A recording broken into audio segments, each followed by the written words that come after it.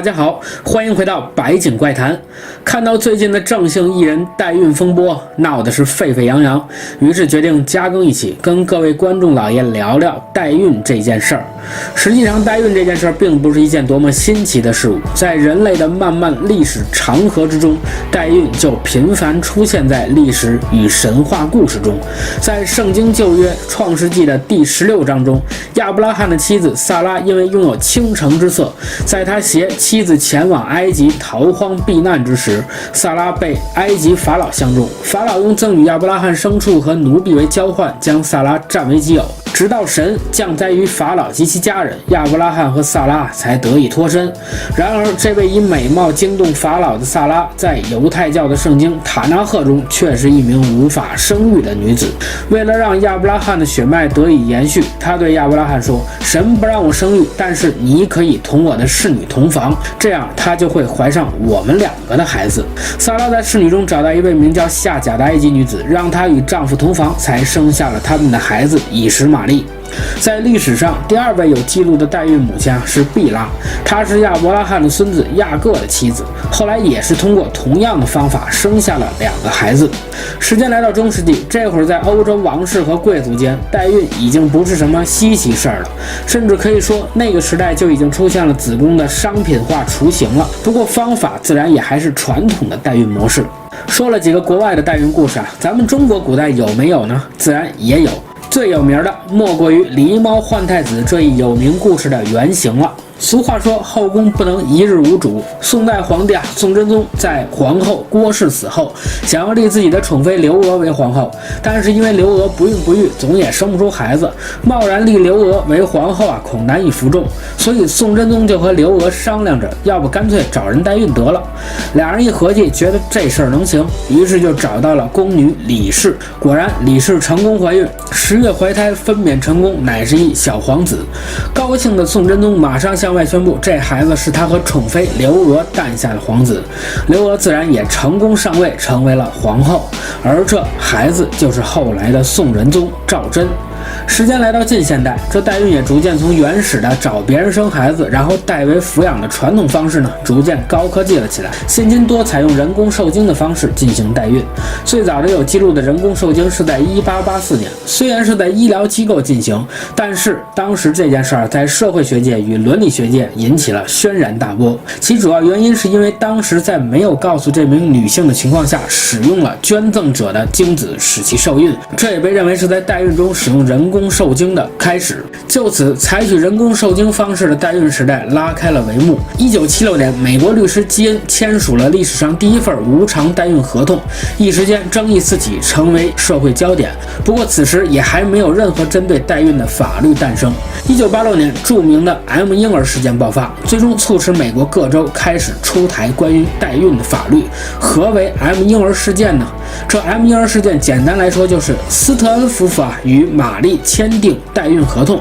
后来婴儿出生，而玛丽不愿意将孩子还给斯特恩夫妇，因为在10月怀胎之中呢，玛丽已经对孩子产生了感情，于是玛丽将孩子拐走。后来3人对簿公堂，2审过后，法官裁决玛丽为孩子的母亲，代孕合同无效。但是考虑到孩子的最佳利益，在最终判决，法院还是把孩子的监护权判给了斯特恩夫妇，但允许玛丽呢享有广泛的探视权。不过代孕依旧不被大多数国家认可，不只是我国的邻国日本也并没有将代孕合法化，依旧在侵权法上采取孩子从谁肚子中来就是谁的孩子的规则。关于代孕的历史就先说到这边了。最近由于郑姓艺人的代孕事件闹得沸沸扬扬，满城风雨，代孕一词也第一次如此高热度的进入大众的视野。任何一件事儿自然都有正反两方，网上就这个问题自然也分成了两派，单刀直入的说，我个人不支持代孕的合法化。不过 UP 也总结了一下目前网上持支持论调的朋友们的观点。UP 想和各位观众老爷聊聊，为什么我不支持代孕合法化，不喜轻喷哈。目前比较主流的几种代孕支持论者的观点主要有3。首先，代孕嘛，一个愿打，一个愿挨，这属于个人自由，每个人都有自己处置自己身体的权利。代孕者又没有伤害其他人，这是他的自由，他的权利应该得到法律的尊重与保护。其次，从商业的角度上来说，代孕实际上给没有广义上社会劳动能力的女性提供了一个劳动的机会，使得她们也可以通过劳动合理的获得金钱。最后，支持者们认为，代孕也给了不孕不育症患者一个生育的权利，不孕不育症患者同样享受拥有自己孩子的权利。以上是一些主流代孕支持者的观点，同意的观众老爷咱们弹幕打1。说完了支持者的观点呢，下面 UP 会试着一一反驳一下。关于第一点，首先我不得不肯定这一论点的前半段，一个人的天赋人权固然重要，这是一个社会的基石，应该得到充分的保护和尊重。但是如果在法治发展的过程中，人们缺乏对权利的良好认知，这种所谓的权利最后就会发展成为以自我为中心的自私自利。权利实际上并不是无限扩张的，它是在一个框架一个范围内的，因为当你的权利无限扩张的时候，必然就会侵犯到他人的自由，即使是用来保障自由的权利，也绝不是毫无边界的。而家庭作为组成社会的基本单元，则是重中之重。一个母亲怀胎10月，通过细细的脐带连接母子2人，无论2人有无基因上的血缘关系，都注定会形成母子之间的血肉情感，这是人之常情，也是人的天性。而前面提到的 M 婴儿案则很好地证明了这一点。代孕合同的履行就必须拆散代孕母亲与孩子的联系，造成很大的伤害。如果一个社会的基本单元家庭无法得到稳定与和谐，那么社会也就失去了和谐与稳定。法律首先需要保护的则是社会的公共利益、公共福祉与稳定，而不是孤立的个人权利和自由，因为人在社会中离不开社会。而且更为重要的一点在于，与权利对应的是义务。你有不受暴力侵犯的权利，但是你也有遵纪守法的义务。你有在课堂中享受教育的权利，但是你也有遵守课堂纪律，不影响他人享受教育的义务。而代孕这种支配自己身体的权利呢？你有支配自己身体的权利，那么义务就应该是保证身体和其组织完整性的义务。如果代孕被认为是支配自己身体的权利，那我卖肾换苹果、人体器官买卖是不是也应该被认为是支配自己身体的正当权利呢？所以从身体支配权的角度来讲，是站不住脚的。关于第二点，如果仅仅只是从商业角度去思考，任何一种商业模式都有其规则，也应该由法律来制定规则。那么代孕应该值多少钱呢？谁来制定这个价格？这个价格又是以什么为标准的呢？无论最后以什么标准来制定价格，这都是有违人性的，因为人不是物件，人也不是为了达成一个什么目的的手段，所以人是无价的。著名德国哲学家康德曾经说过，人是目的而不是手段。如果人沦为了生育的手段，沦为了提供器官的工具，而法律又允许这一切的发生，那么这也必将促使强者对弱者的剥削，而被剥削的一方则失去了他最宝贵的自由意志。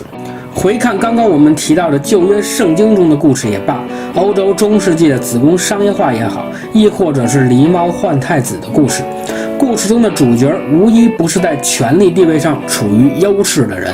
主人与侍女，皇帝与侍从，无一不是绝对权威对另一方的剥削。而现代社会，这个绝对权威已经从古代的皇权变成了如今的资本。可能也许有人会说，这是我的选择，剥削的定义都写着呢，人只有在被强迫的时候，在不自愿的时候才可能产生剥削，和古代那些故事里的人不一样，这是我自己的选择，所以不存在剥削。但是扪心自问，你的选择真的是发自内心的吗？1000块你看不上，1万块你不稀罕，10万、100万、1000万，总有一个你可以接受的价格或条件，而这个价格就变相的强迫你改变了自己的本心，因为以人为手段，哪怕是自我的决定，也有违背自己的那一天，感受到的不会是快乐，而是痛苦。如果富豪可以拥有无限的生命，用钱可以随意购买到自己需要的一切，器官、爱情，一个生孩子的子宫，那么社会将会变成什么样？所有人都可能会成为这个富豪的奴隶。